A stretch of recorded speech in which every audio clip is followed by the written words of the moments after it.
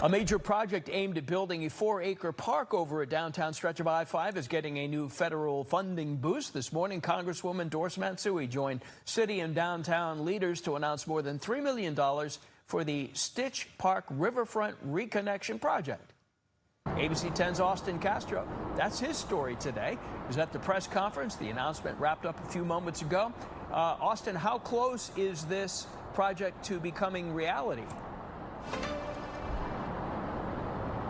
Well, Walt, the project still has a long way to go, but reconnection really is the theme of this project. I want to start by setting the stage here. This part of Sacramento, you have the downtown area here on one side, and then you have the riverfront in Old Sacramento on the other side.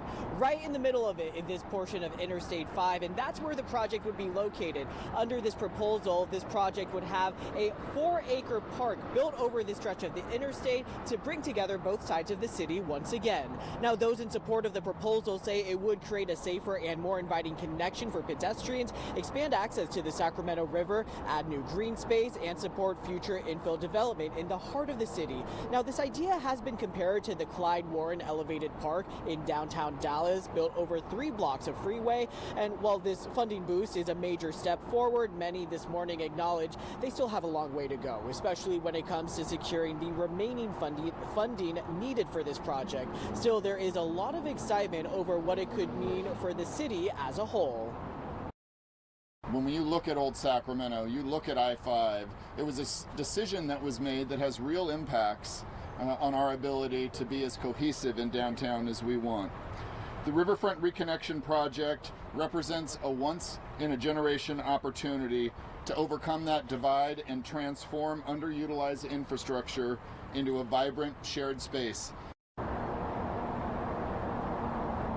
Now, this most recent funding will be aimed at planning, engineering, and feasibility. Now, I also did ask about what the next steps look like and what the timeline can also look like here in the near future.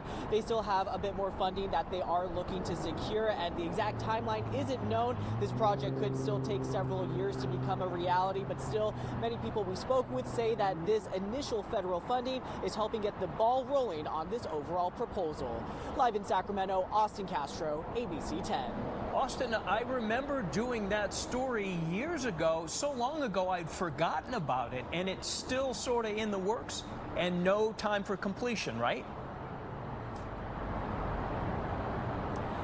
That's right. You know, that was the big question that we had, is when could we possibly see this park completed? You know, we have this federal funding secured, but of course, it's not going to fund the entire project.